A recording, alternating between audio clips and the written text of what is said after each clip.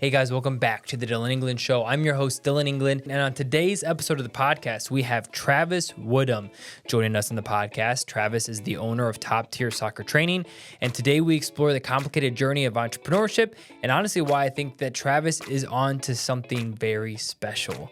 Before we jump in, if you wouldn't mind supporting Travis and his coaching company that he is starting, please go to the link in the description to go and follow him on his socials there so you can see his journey as he keeps growing. And also, I would be remiss if I forgot to tell you about our sponsor, Cool Beans Coffee Brewery. We worked together, we created a low-acid coffee blend called the Broadcast Brew. I drink it every single morning, and so should you. You can support the show directly by buying coffee through Cool Beans Coffee Brewery. But without further ado, let's jump into today's episode with Travis Woodham.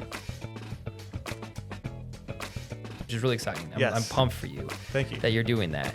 And also, I will tell everyone this before we do that real quick. So Travis and I knew each other from Bob Jones from college.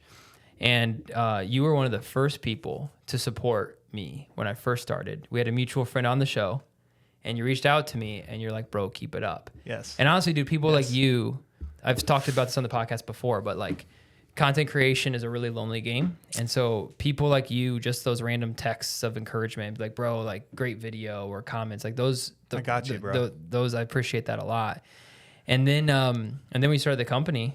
I was like, bro, got to get you on the show. Yeah. So thanks for coming on. Hey, thank you. Yeah. Honestly, people watch the final product, but I just want to thank Dillon here publicly. He does make efforts because we had to reschedule a couple times, and you're technically on vacation, which that's a whole nother story you can share. But thank you for that. Yeah, of course. Like this is big time. I know it's going to help me out more than it does for you, but hopefully I do provide enough value for anybody who's watching that's into soccer or sales or sports uniforms or whatever. Hopefully it can provide some value for you guys today. But absolutely, I appreciate you taking the time and a second effort to come here. Yeah, we figured it out. We figured it out. We had the space, and so we're actually PMI, right? Yeah, PMI Upstate. So shout out PMI Upstate. So we are sitting in their conference room right now. One of the hardest parts when I was coming to Greenville to some friends that I want to get on the podcast. Yeah. And I was like, bro, I don't know where I'm gonna record. Like I called you last week. I'm like, we were maybe gonna go to our college, and so Travis, you came in clutch, and I was like, bro, like this is awesome. So shout out PMI and Taylor and the crew, and but I'm excited to hear about you. So let's start here. Walk me through. So you're doing sales at 323. Yes. When did this idea of starting a soccer coaching company? It seems like it's a very niche thing. Yeah, it's very niche. So where did this all start for you? Yeah. So I can talk a little bit kind of how it led up to me basically trying to scratch an itch. Mm-hmm. I've always had. I played soccer at Bob Jones. I loved playing soccer. I still do. And I've always had a passion for youth and kids and just, seeing them improve in their journeys. Because for me, I didn't have a private coach. I didn't even play club soccer, which is that was such a big deal too, because if you didn't play club, you're probably not getting recognized or you're not getting watched by other coaches from colleges and stuff. So I had to just work extra hard by myself, and that was tough. But where the trainer can come in and be value to you is, hey, let me do the thinking of the drills. Let me set up a really good session for an hour. You just go out there and execute. That is why I started to think about, you know what? I don't want other kids to have the same experience of me of just, what do I do? Like, I'm going to go outside and mess around with the ball, but then 15 minutes goes by, you're just thinking about what to do. Yeah. It's that's really the value that in private coaching with soccer or any sport is, let me do the thinking for you. Let me give you critiques of, hey, you do this really, really well, or hey, how about you change your technique slightly here? This is what's going to help you. So what got me really into wanting to start a business with this was at my 323 sports sales job, I was able to be connected with a ton of athletic directors, soccer coaches in the area. And I just reached out to one of my good clients at 323 Sports who would always order from me every year. And I just said, you know what? I'm going to reach out to him to say, do you know of any soccer coaches in the area that would be open to, having some kids do supplemental training? And he goes, you know what? Let me send you to Chad. And Chad was a pivotal moment for me because Chad owned Jordan Lake Football Club, which I'll get into a little bit later. Okay. And it was perfect timing. It was of the Lord. And he says, what's up, Travis? And I told him about my my free clinic. I said, hey, I'm just doing a free clinic. I'm just starting out with my private soccer training. And at the time, it was called Woodham Soccer Training is what I called it back in 2019. And he goes, you know what? All my kids are free this weekend. They're all going to come to your clinic. And that was like 2 emails. I have a business. Yeah. And it was free because, for that very reason. Yeah. Yeah. There's no risk to the parent. Like, I don't know you from Adam. Yeah. But hey, it's free. There's no risk. Well, let's check this guy out. Yeah. And so that Saturday, I did my free clinic, and all the kids showed up, which is crazy. Any trainers out there, this. You can get 30 people to sign up for your clinic, but maybe 15 show. Because you never know with kids. Yeah. You got a daughter. Things and things that come up, right? Yeah. But it was amazing to see the Lord bless right away of like, hey, almost all these kids showed up. I believe I had 22 kids. Wow. My first clinic. Wow. And I got my first one-on-one client from that. Wow. Yeah. So it was just amazing. And I had all these doubts too of like starting. Yeah. You know how it is? Like, is anybody going to like me for first thing? And is anybody going to pay me to do stuff? Mm-hmm. It's just the fear of man. As long as you get over that aspect of like, just put yourself out there, then you can see what God does with your business. Is it something that you always wanted to do even back in college? You're like, man, I love coaching. Or was this something where you were doing your job, your grind, and you're like, man, I want something to kind of spice things up a little bit? Like, where did the initial kind of idea come from? It's a good question. Yeah. Because I think part of me was I wanted to shake things up a little bit with my routine. Yeah. Because sales is a grind, dude. Like anybody in sales, bless you. Keep going, by the way. You got to have the proper mindset in sales because you got to deal with rejection all the time. Yep. But those wins are everything. Yeah. Those small wins, you get one person to say yes. I mean, obviously, that's a huge deal. Yeah. But you got to have thick skin. But I wanted to shake it up. To answer your question, I wanted to shake things up with my routine because I knew I just wasn't getting outside very much. Mm-hmm. And I loved playing soccer. But I also always had this coach inside of me. Like I even coached my brother when I was growing up. It's like, come on, Ryan, we got to get in another few more touches. And we're just like, grinding it out in the basement with whatever sport we were working on. So the coach inside me just needed to come out and I just needed to start. And that was my moment where connecting with other people to help me with that was such pivotal for me, a pivotal moment. But, the passion of coaching too was I just needed to try it. I never scratched that itch before. And what were you selling at 323? So what was your job there? Yeah. So we sell custom sports uniforms is our main bread and butter. Okay. For like high school athletic programs that need custom uniforms, we can do it. Equipment as well. Okay. Volleyball systems, soccer goals even. So your client was schools, or is this state like nationwide, or did you have a territory that you try to go after, or how'd that work on your sales side? Yeah, I enjoy talking sales. So for sure. Pivot here for a second. Yeah, for sure. So when I first started with 323, we pretty much were taking sales for anywhere across the country. Okay. Yeah. So, and what was doing really, really well for us was our $55 team pack. That seemed to be such a big. And what's that? So, I'm glad you asked. Teeing you up. Yeah, it's a 4-piece team pack. Okay, so you're getting the short sleeve tee, long sleeve tee, and a hoodie with one color print included, your custom logo, everything for $55. That's a deal. Because most people are probably used to paying $55 for a retail hoodie. Right. Where coaches are like, they're always like surprising when they're, when I tell them, hey, it's $55. Yeah. Yeah. So, and that was like the thing that really was 323's thing that we got so many inbound sales calls from that special that it was almost like, did we have this prospect? Yeah. So, you know what I mean? But, but yeah, that was such a big thing. And we do nationwide. I mean, anybody in the country, all 50 states, we'll sell to. And that's kind of what I was doing when I first started. Was I was doing some marketing stuff, as well as sales work. And, I was inside sales at the time, so I really wasn't hitting the road a lot. Really, I was just sitting inside just processing orders, which you don't learn too much about sales by just inbound sales. Yeah. But it was good. It was a good learning experience, and I loved it. That's good. But yeah. And so, and now are you doing more outbound sales and that kind of stuff? Really, it's not so much outbound sales now for me because I've been in it for about 8.5 years. Wow. And the Lord has blessed in that regard where I've built up a community of coaches and contacts that just reorder. Yeah.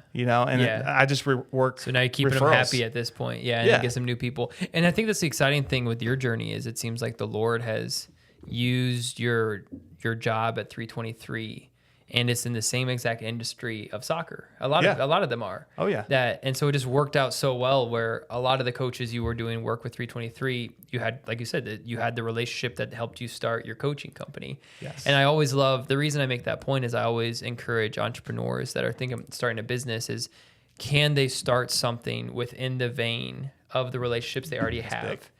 And you did that. So you had a lot of the soccer relationships and sports relationships. And so it was just a very easy, natural step for you to start the coaching thing. Yeah. Versus if you worked at McDonald's and you're like, I'm going to start a coaching clinic and you had nothing, it would have been a completely different. Yeah. It would have been a different thing for you. You're exactly right. The ease of access to who I was targeting made so much sense. Right. With my 323 job. Exactly right.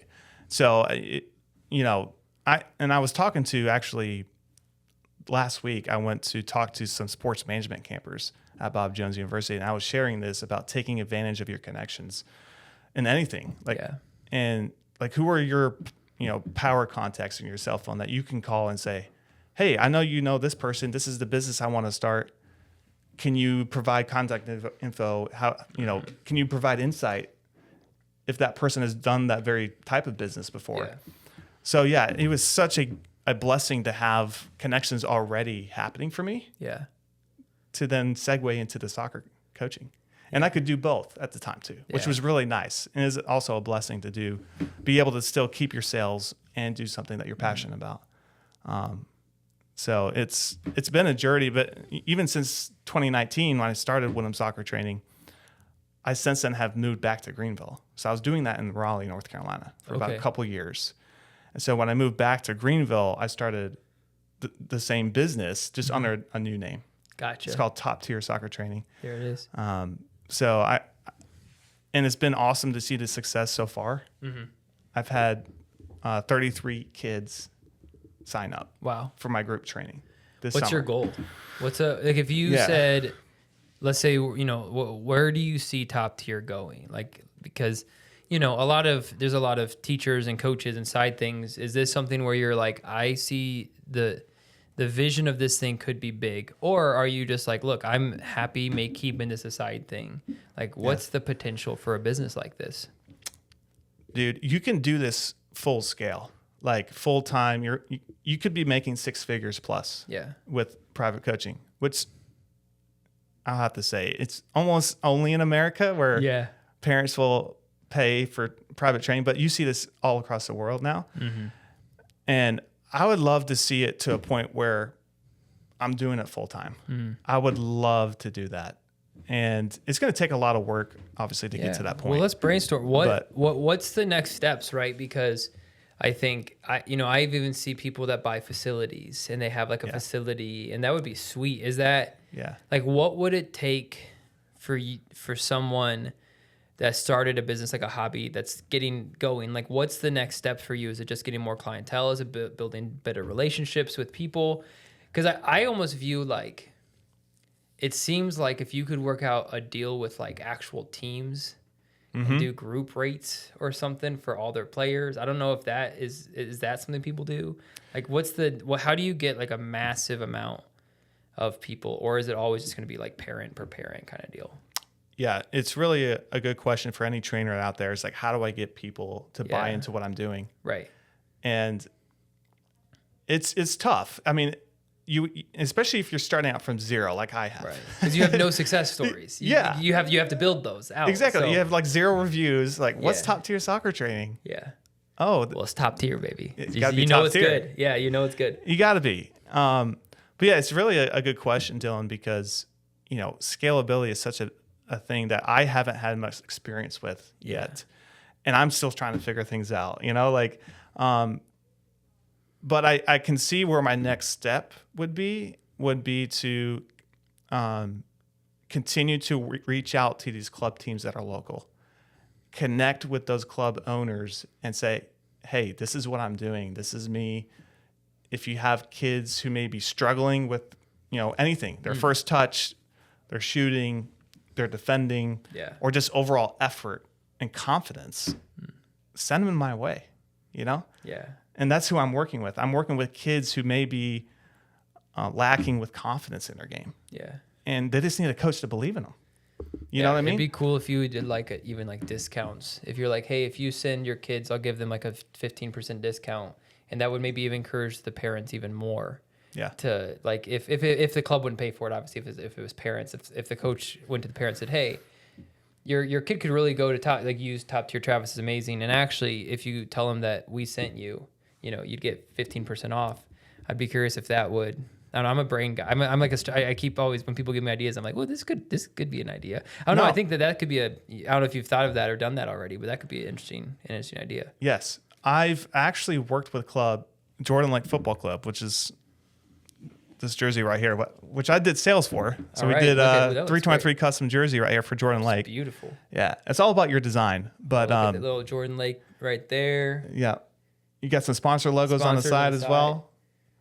That's awesome. Player names, numbers, all included. Beautiful. But yeah, to your point, I think that is a smart thing to do. Yeah. Hey, I'm offering a small discount because you're with this club team, right, to come train with me. Yeah. The parents are going to be like, oh, wow, I'm actually getting a deal. Yeah, and they are. They legitimately are. And legitimately. And it encourages the coach to send it because they know that the parents are going to get a better deal with you.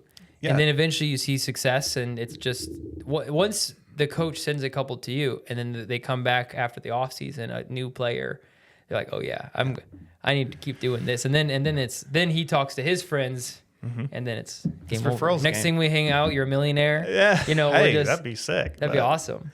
Yeah, the guy's really working, I think, still even right now, because I literally just started this summer.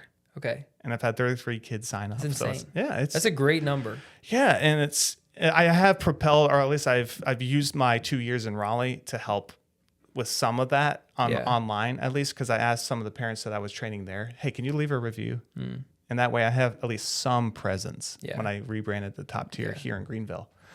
So that definitely helped. But going back to your point of like offering discounts for clubs, I was going to tell you about Jordan Lake because I actually, when I was connected with Chad, the club owner, I was actually able to do a technical session once a week for the club. And he said, hey, Travis, we're actually looking for somebody who can do technical training, for all our teams for one night a week, and I'll pay you for it. So they paid me to come once a week for this club team to do private, to do technical sessions. And then parents are there. Yeah. And they're like, who's this new coach? Oh, he does private training. That's where like half my clients came from. Awesome. So like, that's what I'm trying to do here in Greenville a little bit is get connected with these club owners. And that's really the next step is say, hey, this is what I'm doing. Here's my online presence. This is my, here's my bread and butter of why I'm doing private training, how I can help your kids. Yeah. And then we're like, okay, let's give you a try. Why don't you come out for a night, run a session for my teams? And that's where you get your opportunity. Yeah.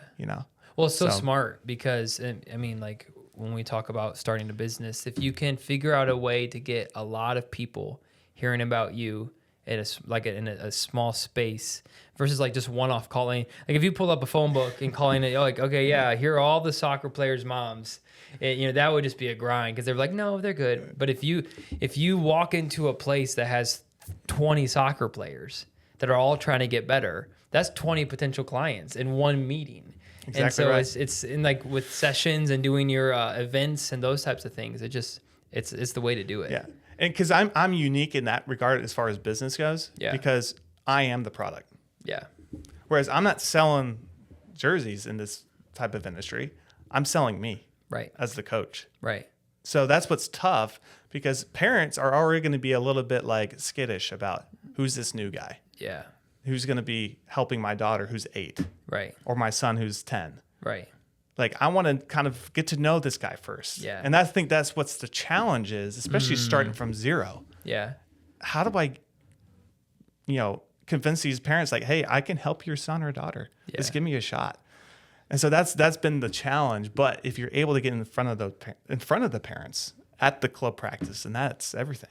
I'm trying to remember who it was. But basically this guy, he started a business and he created a referral system that helped him just grow overnight, where basically it was just like, every referral gets you X off the next session.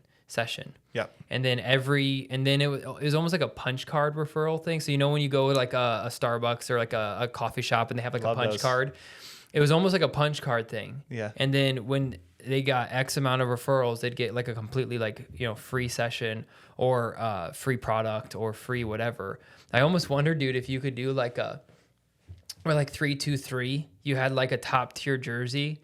And if like someone gave you X amount of referrals, they get like a custom like top tier jersey for their kid, or I don't know. Like, dude, you're blowing my mind right now. Yeah, I'm just thinking like stuff like that. I think that you could do like hey, I'm trying to grow, because moms talk, dads talk, and if you could just figure out a way to incentivize them to talk more about it, and then that's where the trust is built. Because that's what you're just talking about. You were like, hey, like people don't trust me yet.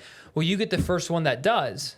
Yep. And I've also found that, because I've done sales and insurance since 2018, and I've also found that sometimes just asking for help is all you need. Oh my word. And just being like, hey, this is what I'm struggling with. Right now, people don't know who I am. Do you know of 5 families that you could introduce me to? But that's one thing. But then you say, and if you do, and some of them work out, I'll give your kid a free session. It's the reward, right? It's the reward. Like anyone can ask for help. Yeah, but even just asking for help, I've just found it to be like people sometimes just want to help. Yes. More people than you realize. That's me. Yes. With you. That's your personality. Absolutely. And I'm just a natural encourager. Yeah. Because that's when you first came out with the podcast, I was like, I want to help. Yeah. And how can I help not being close in proximity to you? How about I encourage you on the comment section? Yeah. Boost the algorithm, right? Yeah, I mean, come go. on. Absolutely. I know that's value. Yeah. And I always try to be this way. I'm not always that way, but I want to try to be, at least for people who are trying to get somewhere. Yeah. Especially on video content and stuff. I've always been interested in that space.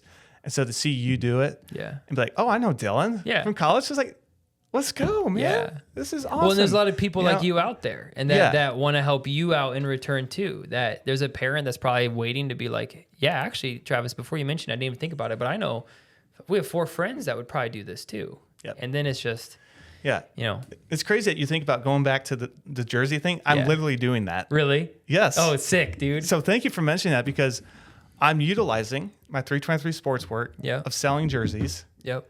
To then rewarding parents who've come to 10 sessions this summer. Yeah. And they're super pumped. The kids ask me every week, oh, I only have 2 more sessions to come, and I get a free jersey. It's like, that's right, buddy. Sick, dude. That's right. That's a great idea. So that's great. Why you blew my mind up. It's like, dude, I'm literally trying to do that. So you're on the right track. That's what I think. I mean, that's a really smart idea, because I mean, I could pull up the mock-up, but I could probably send it to you. Yeah, send it to me. We'll flash it on the screen later. Because I'm giving them 2 different options. You can do a white or black jersey. Okay. And I try to make it as cool as possible, because I want the kids to wear it. Right. And that's part of a little bit of the challenge of like, hey, you get a free jersey, but the kid never wears it. Yeah. And it's like, I want the kids to wear it, because it's got my website on the back. It's got my slogan. Proving. So you got to make a jersey that they want to practice in, and they want to just throw on, because we like what you have. Like we'll wear I'm a basketball player, so we'll wear like a bunch of like stuff like that just to practice in, and nice. I have like even stuff from like All-Star games that I wear. Just. And so I'm repping some school league somewhere, Hey. Some advertisers on my shoulder just because it's a comfortable shirt. And that's the value right there. Because and especially I'm thinking as a business owner perspective of like, okay, if this kid wears it around Greenville, they go to Gather, downtown Greenville. If you haven't been there, you need to go. Plenty of restaurants down there. Yeah, we went to the Commons the other day. And I think Gather is one that is another one to go to. Yeah. Yes. But think about it. That kid wears that jersey. Mm-hmm. because he likes wearing it is one thing, and then other kids see it. What is that? What's top tier soccer training? Yeah. This makes sense. He's a walking billboard, dude. So that's why it's really cool. That's exciting. Yeah. So you, I mean, I don't have much familiar in the marketing side of, like, I don't have much experience in the marketing side of stuff, like using that kind of stuff. So it's exciting to be like, if you could figure out a cost-effective way that's like beneficial. So you come to X amount of sessions, you get a jersey, whatever. So that's beneficial. You've made the money, and now you're just reinvesting a portion of that for marketing. It's really smart. Yes. And then to your point as well about the referral type of business, punch a card. I actually have set up a referral reward for parents who bring a new kid. I say you get $15 off your next session if you bring somebody new. And that for every referral that they bring new, they're getting rewarded for that effort. And that's what I've learned in sales too, because I started out really green. I came straight from college, straight into the sales game. That was tough. Yeah. You learn your first few lessons about sales. It's tough. I mean, it's tough, but as long as you get one yes, you can keep going. And referrals have been such a big thing because you reward that person for their effort. And that's and what the I'm thing trying is, to do. referrals can only happen when you have a good product, right? Amen. And so if you don't have a good product, referrals aren't happening. And so I think a lot of times the beautiful thing where you have control of the whole process. When you own a company, you get to decide if the product's good. Yes. When you're repping a product for another company and you're just repping their product, you hope that the system's good. You hope that during the interview they didn't lie to you, and you have a good product. They have a great product, and sometimes you figure out that they don't have a good product, and that's what makes sales hard. Is when they say, "Hey, we promise we will deliver products in 3 days from print to whatever," and then the one time it doesn't happen, all of a sudden you're a liar. And you're like, no, I was told they told me they were going to do this, But when you're the owner, you get to make sure that what you say you can actually make sure you do, and then it's easier to get referrals that way when you create that product. You're exactly right. You have so much more control as a business owner on those type of decisions, and just this control overall, I think, is such a big deal. Yeah. And to your point too about, hey, you lied to me about, hey, you said it was 3 days to ship this jersey. Yeah. I've remembered this saying is like, you don't want to overpromise and underdeliver. Yeah. Like that's the big key that you don't want to mess up on, because you want to, in a sense, underpromise always and then overdeliver. Like, hey, this is actually going to take 4 to 6 weeks.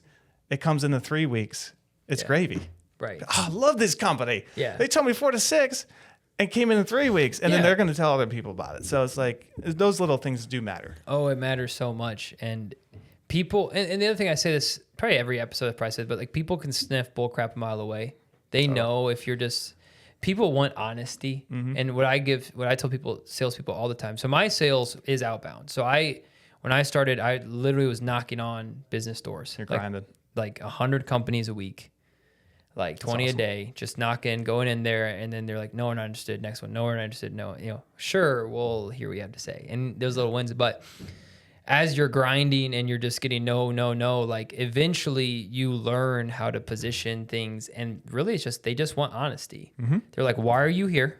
Yep. The whole old sales tactic of, when you walk in the room, try to look around and see if you have like something of interest. And you can be like, oh, your kid plays football. Wow, that's so cool. Yeah, my kid plays soccer. They don't care. No, they don't know who you are. They know you're pandering to them. So just, I still say this, like a week or two ago, I walked into a company first time. And I was like, hey, I'm just a sales guy trying to sell you some stuff. Can I tell you about it? And they're like, yeah, what you got? I'm like, okay, this is what I sell. And they're like, okay, cool. Yeah, we might be interested. I'm like, okay, thanks. Yeah, like, you're honest. This is why I'm here. I'm not trying to waste your time. I have a product. It's really good. I do a really good job with it. I think we do it better than anybody. Give me a meeting. We'll tell you about it. Yeah. But when you go in there all like, I don't know, fluffy and you're beating around the bush. They're getting annoyed. They've already tuned out. They're already like, this guy's just smoke, blowing hot air up my butt. Exactly. Yeah. So honesty, be honest, is the best policy. Yeah. And it's so true. It's cliche, but dude, you got to do it in sales. Yeah. Because I always try to think about the customer's perspective and their experience. of how do I want to be treated? You know, and I think of the classic thing, vacuum salesman going door to door, which you were doing, going door to door of each business. Yeah. You still do it. I think there's still a As good much thing. as I should do more, but it sucks. But yeah, I'm sure it is. But like So the guys who do like lawn care stuff, like they're door to door, literally, physically. Yeah. Window washing. Yeah. I mean, that's hard. Yeah. But at the end of the day, like, as long as you're honest and you say, hey, this is why I'm here, like you've been saying, people relate to that. Yeah. Because it's a human connection level of like, oh, wow, okay, you're actually telling me the truth of like why you're here. And I think that does go a long way. Also, think people focus on pricing way too much. I had this conversation with somebody the other day, and guys, like, price doesn't matter. It really doesn't. And people will pay for what they think is valuable. Yeah. Like, we live in America. Yeah. Like, people will max out their credit card for something they think is good. Yeah. You know, so a lot of times we get stuck in this trap of like, okay, I gotta make sure my pricing is competitive, my pricing is this, my pricing is that. Really what people want is security that whatever they pay for is going to be good and worth it, whatever that number is. So you might be double as expensive as the other coaches around. But if word gets out that you deliver on that price and it's worth it, they don't care. Exactly. And a lot of times you have to coach people out of the pricing conversation. I agree. So, I agree. like for me, when I sell in supplemental insurance, we are not the cheapest, but we are the best. And I'll hang my hat on that. Like I'm sold. Yeah, like we started the supplemental industry. Like we were the ones that we came with the first cancer plan. Like we started it. Wow. And it's the only thing we do, by the way. So a lot of other companies, they'll sell like health insurance, car insurance, supplemental insurance. It's just one of their side things. Yeah. For us, it's all we do. This is it. You focus in. If we suck at this, we're going out of business. Yeah, yeah. You know, like we've been on the world's most ethical company magazines every single year. Like that's awesome. So price doesn't matter. When you have an injury or a sickness, you don't care about how much you're paying for it. You just want it to work. You want it to work. And it's going to work. Yeah. And so for me, like a lot of times we're like, well, how do you compare to this person? I'm like, oh yeah, they're cheaper. Yeah. I tell them like straight up. I'm like, oh yeah, we're more expensive than them, but we work better, and you get what you pay for. And so anyway, so my point is like sometimes people come in with price, and as salespeople, it's like actually less about that. It's actually more about, is this going to work? Yeah. And that's what you want. And the value for what you're paying for, because it might be $5 a month cheaper, but if you're getting 40% less benefit. And nobody responds to you. Yeah, it's not worth it. If you can't even file a claim because you're on 1-800. Yeah. You know. And you wait 2 hours on listening to some elevator music. Meanwhile, for us, like I pay an admin to sit in my office in Michigan to handle all inbound claims. That's smart. So like I got a claim as I was walking to the bathroom. Someone texted me from one of my clients, and I'm like, hey, I'm on vacation, but Tom's going to send you what you need. Yeah. So in 30 seconds, they have his forms. So you can't beat that. No. And so that's worth paying maybe 5% more. And so anyway, exactly but then it's figuring out your value prop. So for me, it's like my value prop is we take service to another level that even people in my same company don't. And so like that's what we do. So you can't beat the fact that I out of my own pocket pay a person local in Michigan to handle things for you. He'll drive to your company. Very few other people can say that. Yeah. Almost every other agent's like, well, you can call 1-800 claims line. It's like, no, you text us. So that is a value prop that no one has in the industry. And so people now are willing to pay more because they know, hey, Dillon and team, if something happens to me, I call a real person local to me. And I call the same guy that sold me the policy, and he and his team will take care of me. That's huge. This guy sold me and I never see him again, and I'm calling the corporate line hoping someone picks up. Yeah. And so my point with all that is you can get creative on your value prop. I agree to that wholeheartedly. And to that point, it's so much, there's so much value that has to go into your thinking because of the whole price hurdle. Yeah. Of like, all right, if I charge this much, even as a trainer, if I charge X amount of dollars for a 1 hour session for a group training, how much value does that parent and kid get? Yeah. Is the session not thought through? Are you showing up late? Are you setting up 15 minutes into the session? Now it's only 45 minutes of actual value. Right. So those are a lot of things you have to think about too, is like, it's your time that you spend thinking through sessions, thinking through the setup plan, thinking through the progressions of what you're trying to do for that day. That's the value. And if there's a way for you to quantify, like, so time is money too. Okay, so if there is a way that you could be like, my sessions in 30 minutes gets the value that other trainers do in an hour. So you're now taking less time, because there's also a perceived thing where it's like the longer something takes, the better it is. Yeah. You see that in branding a lot. So there's I can't remember his name right now. He's a dude that's like really, really smart with branding, and like Asian guy with hair. Anyway, he's super, super smart. And he was running a class, like a master class with all these businesses. And he was like, he as the person presenting as the branding expert was like, I'm going to create a brand for you. And which sounds better to you? People are concerned about price. My price is 10 grand, and I'll get you a logo in 5 minutes for $10,000. Okay. Well, I was like, well, $10,000 for 5 minutes of work. That I don't, can we pay you like an hourly fee or something, like something different to where whatever. He's like, so let me get this straight. It's more valuable for me to take longer on a project that I'm going to, maybe you pay me 10 grand over 4 months, and I pretend that I'm thinking about your brand, when in reality, I could get a logo done in 5 minutes. You have what you need quicker. Yeah. And immediate, and it's just as good as anyone else. It's going to take 6 months to build. But we have this wrapped in our mind that, well, 10 grand for 5 minutes, that's actually worth it. Exactly. And so the guy that was there was a business owner. Like it clicked for him that he was like, wait, actually, that's actually valuable to pay someone. But we think that, they're just not doing as good of a job. Exactly. And it's all perceived. Yeah, right. Exactly. It's all perceived. And I saw that video. Yeah, you know what I'm talking about? I know what you're talking about. Yeah. And it was a great video, dude. I wish I could remember. Everybody should be thinking about that. So, okay, Travis's wife just called. Yes. We're good. Just had to make sure we had good. A 4-timer. So, you gotta check in, make sure wifey's good. Yes. So Vin is this guy's name. You looked him up. Okay. Yeah, so Vin Jiang, Okay. I think. Yeah. So for branding, so anyway, the going back to what we're talking about. Perceived value of. Yes, perceived value is just time. The length of time something takes doesn't necessarily mean it's inherently more valuable.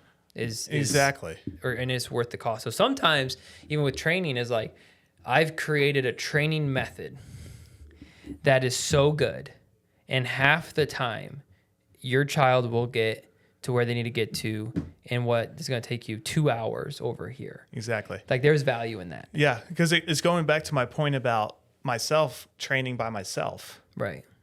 That I might actually get a good value of maybe 5-10 minutes, but it took me 2 hours to like actually think about, okay, maybe I should do this drill, do that. But I didn't have anybody to guide me.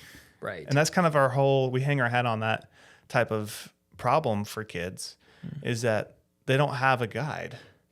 And it's like, if you have a guide, and it's like even in business, you have a mentor or somebody who's helping you, that's been doing what you've been doing. And where you want to go is like, they've done that. Right. And now here, let me share that experience. Exactly. And so, perceived value of time is such a big thing that it could be convinced pretty easily once they see your product. Yeah. And that's what's the challenge for me, is that I'm not selling anything else besides myself. Yeah.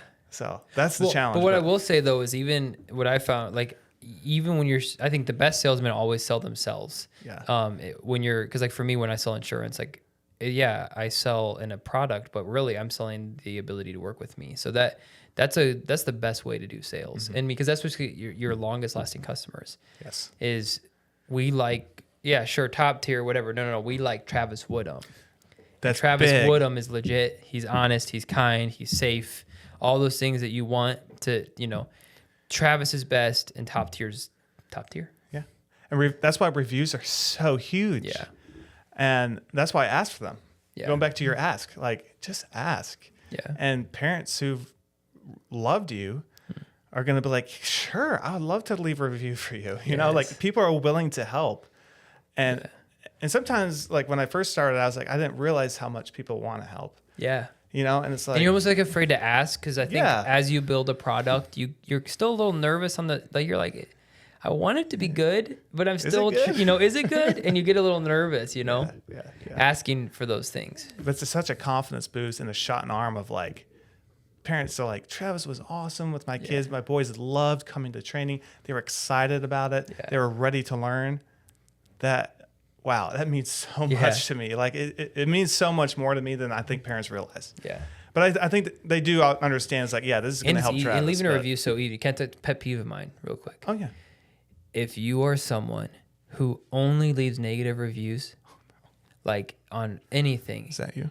dude, it pisses me off to no degree, because it is so easy to leave a 5-star. You don't even have to leave a comment. No. So I've tried to make it a habit where when I have a really good experience, like out of the norm experience, I will always try to review.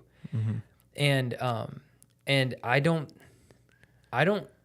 think probably only 3 times in my whole life did I leave a negative review on something. Yeah. It had to be really bad. It's so detrimental to like dropping from like a 4-star to a 3-star or a 5-star to it's massive. And so what drives me nuts is when people will do like 1 star. Server took an extra minute to get my fries. And it's like, dude, Come on, bro. You're human. Yeah, and you probably had 15 great experiences there, and the one bad one, you didn't, so that's what they remember. Yeah, that's what so if you leave a negative review, that's fine. Just try to give more positive reviews than negative. Yeah. And be honest about your review too. If it was negative, back it up. Good, and give good constructive criticism.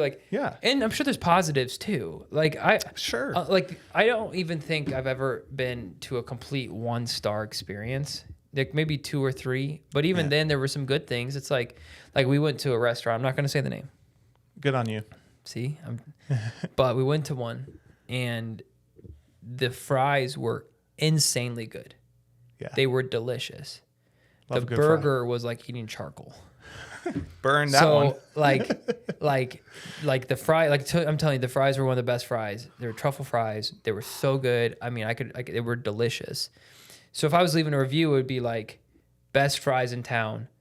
Burger wasn't my favorite, but that's fair. 4 stars, 3 stars, whatever. So I think you can still, anyway, I'm on a tangent. No, I like that. When you leave a review, there's always there are always probably good things within the experience that you can give constructive criticism to the owner. Yes. At the same time, if there is bad products, the owner will want to know about it. Right. So a lot of times you can give a 4-star while giving good constructive criticism in the comments. Be like, this would have been a 5-star, but this happened. Yes. So anyway, for the small business owners out there, dude, just stop giving 1 stars. You losers. Yeah, seriously, man. Come on. Do they realize? We're trying. And that's the thing is do they realize how much that affects a business owner? No, they have no clue. And that's the problem. Especially small. When you don't have any reviews on your Google page yet or Facebook. Oh my goodness. If you have 10 reviews and someone does 1 star, that hurts bad. Oh, it kills. Might as well rebrand. Yeah. Where's that guy with 5 minutes logo? I'll pay 10 grand and get a new review. I know. But anyway, sorry. I got on a tangent. Yeah. Reviews are such a big thing. And there's one guy that I know that literally lives and dies by reviews, and he's so protective of it. And I understand. Yeah. But you're going to fail. I mean, there's going to be moments where it's okay, that wasn't the best session. I've made a mistake. Yeah. We're human. Now, if you can get out in front of that issue, and I think that's probably the biggest thing, is just take a little more effort on the business owner on my part. Say, hey, so-and-so parent, this is what happened. Try to, make peace of whatever happened before they even consider leaving a review necessarily, right? And that way you actually, maybe you build trust back in. Exactly. Travis showed up unprepared, but he also just had a new baby born, and he looked really tired. So Travis gave us a free session, and he was really 5 stars. Would recommend Travis because he's, he had a rough day, but those are the things you can get. And when you can get in front of those things, you can sometimes save, because we all make mistakes. We all will. And that's what we learn. I mean, I preach that to my kids that are trained. It's the fear of failure that can be detrimental to kids' development. Yeah. You know what I mean? If you can, and that's why my slogan is improving skills, increasing confidence. You know how to do a skill really, really well. What's going to follow? Your confidence. Right. So it's the fear of failure that needs to be recognized, and then say, okay, how do I not be so fearful of losing the ball? Yeah. Well, I better do some more repetitions. Like, there's no secret sauce to that. And You know I what also mean? think that when people get really good at something, that's all they want to practice. You really want to practice what you're good at. Yeah, And it's a that's true. struggle, at least for me, for basketball, I was always a good shooter, and I really enjoyed practicing shooting. Well, I wasn't a great ball handler, and I didn't like practicing ball handling because I wasn't good at You it. didn't like doing it. So I needed to have someone like you in my Yes. life that would have given me a things like watch me play, Yeah. and then to be able to say, oh, Dillon, we don't need to touch your shot. You're fine. Like that's not your like we can keep it going, but we need to work on your ball handling because Right. you dribble like Shaquille O'Neal, and that is not what we need. And so, An egg. yeah, Shaquille O'Neal, it's like an egg going in through something. his hands are so massive Yeah. too. Like, but someone like you, it makes sense. Like, Yeah. to encourage kids to practice what they don't necessarily want to practice. That's tough though, Yeah, because you as the coach, you're only in control of what you do there at practice. Mm-hmm. You send that kid home, what are they going to do? yeah, That's the separator.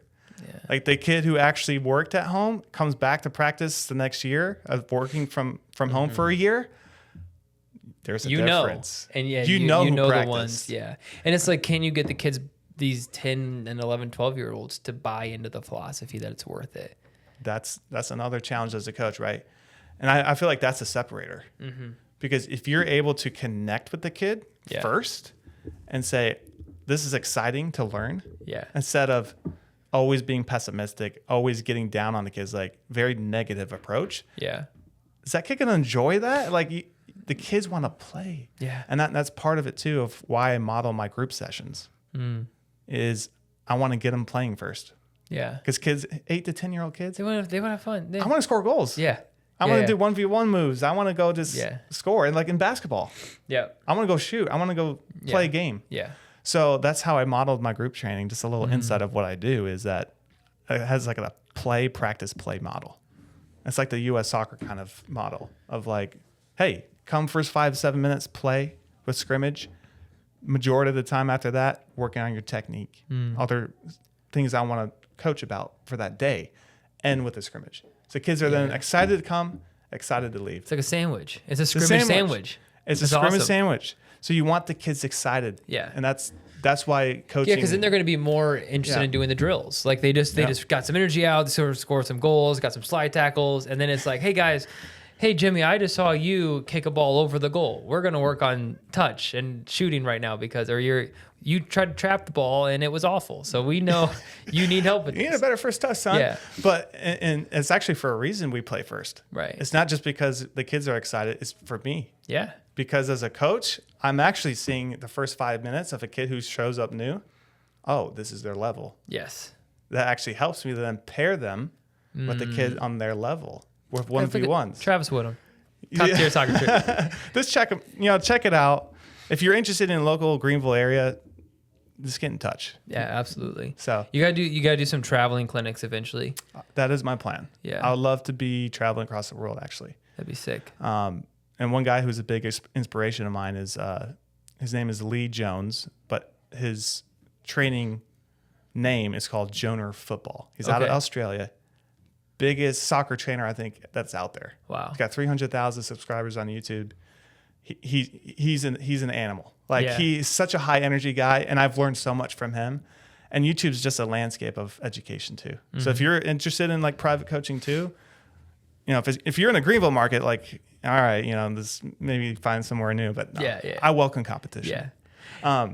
And maybe you just hire them. I maybe, could hire you. There if you you're go. looking. That's what I'm talking about. And that's the next scalability kind of thing too. Is can I replicate myself a little bit? Yeah. Well, the one way you are replicating, and shout out. So if you're not in the Greenville area and you're watching or listening to this wherever, go to YouTube, Top Tier Soccer Training, right? On YouTube, he does a lot of like free voiceover type training videos that you can get free. Really good advice that you can show your kids straight from his YouTube channel. Yeah. Also gives you insight to Travis and who he is and what he's about. And so the thing I coach a lot of people to do this, that what you're doing is such a good job. I appreciate is you, man. you are giving people the opportunity to see who you are without them having to pay anything or whatever. So it's like, hey, go to my YouTube channel. if you like my content, then come work with me. Yeah. And it's a free, it's such a smart thing that you're doing. So I appreciate that. everyone, please go support Travis on his channel. But if you are local, Yes. get your kids signed up. Yeah, What are you reach doing? out. I have my email, which is toptiersoccertraining@gmail.com. If you want to email me there. I'm also available on Instagram, which I've actually grown quite a bit. Nice. I had one viral video go. Sick. I think it's like 1.1 million plays now, which That's great. Dude. yeah. And I had like 200 followers before that happened. Now I think it's close to about 5,500 now. Let's go, dude. This is really a result of one video that caught the algorithm. I Yes. think. So it's been That's good. awesome. But yeah, feel free to reach out. Love to get you included in my group training. And then hopefully later on, after the posting of this video, I'll be also doing one-on-one training. Sick. So we'll see. That's awesome. Well, man, I appreciate you coming on the show. Thank you we jerry rigged it in some random office here in Greenville. We made it happen. I'm pumped for you, man. I'm Thank telling you. you, I think the entrepreneurship journey is a special thing that only special people can do. But if you do it and do it well, it's some of the most rewarding possible things in life. There will be valleys, there will be challenges, there will be Takes tears, and shout out to your wife for Big shout out, Morgan. yeah, Thank you, honey. for helping. I mean, my wife's gonna come back on the show. I think the second episode when I had my wife on the show talking about like how to deal with marriage and entrepreneurship and all that kind of stuff. And so Big that's challenge. a conversation for another time. I need to watch that. It's a good one. Video. Yeah, it's a good Community-wide. one. How we've managed our marriage through not knowing how we're gonna get paid each month. We have not had stable I'm right there. income since month 1 ever. Yeah. So it's just like learning how to deal with that as a couple. Yeah. It's been good. It's been very good. But a lot of people that get married with a stable income, and then jump into entrepreneurship. That's tougher. They're like, whoa, Yeah, this it is is. weird. We haven't experienced that before. Yeah. Go check out that video too. Maybe Yeah. you'll have that one as Yeah, your I'll next. put that up. I need to just with the kid, trying to have someone watch the kid and have Anna come in the studio and record an update. It's just Shout out to the parents though. I mean, out there who are parents, and obviously your significant other, whether that's your wife's the entrepreneur, you're supporting her, or vice versa. Like, guys, just keep going. Yeah. Like, you got to keep going, and that's my mindset. Yeah. Even though it's tough right now to start, but man, I think you're just gonna thank yourself later. In like 5 years, that's what I'm looking for, is like that motivation of like, where will I be in 5 years? It could look really good, depending what the Lord does. Yeah. But the chance of it looking good. Well, is you're all going to need. control what you can control. Yeah. And that's the thing. Trevor and I always say we have two options. We're either going to make it or we're going to make it. Yeah. Those are the two options.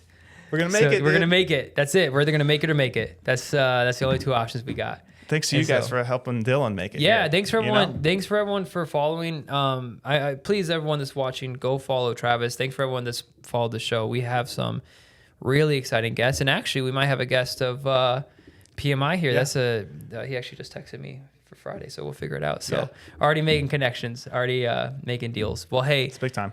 I enjoyed this. Yes, I feel like I know likewise. your wife is kind of waiting, and we're kind of doing things. So I think we'll wrap up, but we could have talked for another couple hours about for sure. everything. But good luck. Thank you, sir. I Let me appreciate know you. how the show and I can personally help you. Yes. And hopefully maybe we'll do an update in a year or two and you'll be training Yeah. with Lionel Messi and who knows what's next for That'd you. be sick. In Yeah. Miami, that'd be That'd be awesome. That'd be Yeah, great. yeah, yeah. Well, who knows? Who knows, right? Dreaming's free and honestly hard work. You never know that I'll say this last. I just had a conversation with my cousin last night. And you never know who the next person that you're going to meet that's going to forever change your life. Oh, that's good. And so the importance of networking and the phrase where like luck is where opportunity meets preparation. I like that. So when people are like, "Oh, you got lucky," it's like put yourself in a position to get lucky. Put yourself in the position to meet that person, to get that phone number, to find that client that has a connection with a million people. And so stop sitting on your butt at your house. Get out there and, create. When you say create your own luck, it's actually just like you prepared. Yeah. And you've put yourself to get those opportunities. Exactly. And literally you are one relationship away. We are all one relationship away from our business changing forever. Like I'm one podcast guest away from this being a career. I'm one, like it's crazy how it's, they're just people, by the way. Yes. Sometimes, a lot of times, we like the trainer you mentioned in Australia. Yeah. We build this idea of these people like, oh, they wouldn't want to help me. They wouldn't want to talk to me. I'm just some nobody. They're too big. They're too big. And that's just not true. And I found that a lot of successful people, there's a misconception about people that have made it, that they're all like douchebags and rich and like They want to talk to they anybody. don't want to. And it's actually not true. Like a lot of the people that I've met that's helped me with the podcast have like they're massive. Like I had Brandon Tatum on. Yeah. Nicest guy I've ever met. Yeah. Dude paid for dinner. You can tell on the Yeah. video too. Yeah, nicest guy I've ever met. And authentic, real, and he Talk to you. His speaker fee is $30,000, bro. You had him on the show. And he came on the It's show. amazing. We hung out, had dinner, just enjoyable evening. We hung out. I picked him up at his hotel at 4:30. I dropped him off at midnight. Just hung out. Picked him up from Turning Point, downtown Detroit. It took him 20 minutes to walk a block because everyone's trying to get an autograph. And he gets in my little Ford Fusion. We drive off. Isn't that and amazing? I'm like, It blows your mind, doesn't it? I'm like, what is? I remember when I get in the car. I'm like, I get in the car. You're probably nervous too. I was a little nervous, but I was like, bro, why'd you do this? Yeah. That's a good like, question. I was like, you're sitting in some random dude from Detroit's car. I could drive you to Lord knows where, you know. He took the risk. And it was just one of those situations where, you know, like he's best friends with Dana White from the UFC. Yeah, you know, crazy. You're one connection away. Yeah, like that's so. Then all of a sudden you meet. And all I did was I reached out via his website on contact form. Like I filled out a contact form on his website. Wow, he did a form, and that was Then that's how. And 5 minutes later, he emailed me back. He's like, "I'm down. Talk to my assistant."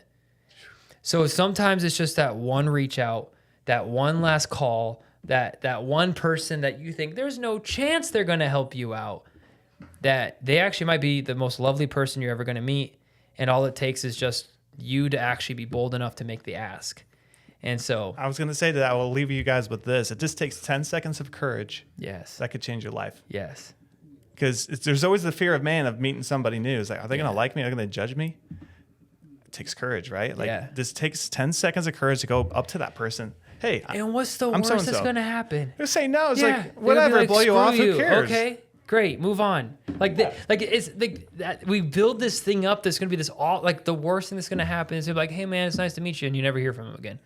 Like we psych ourselves out of success. It's the fear of man. Yeah, it's always going to be that. If you can get over that, 10 seconds of beating that down, and once you do that once, it's going to be easy to repeat. But anyway, your wife's calling you. I'm going to get that. Yeah. All right. We'll see you guys in the next episode. Please subscribe, comment, follow Travis. We'll see you guys. Thank you, Peace. guys. Thanks, man. Dude, Nice. You're awesome.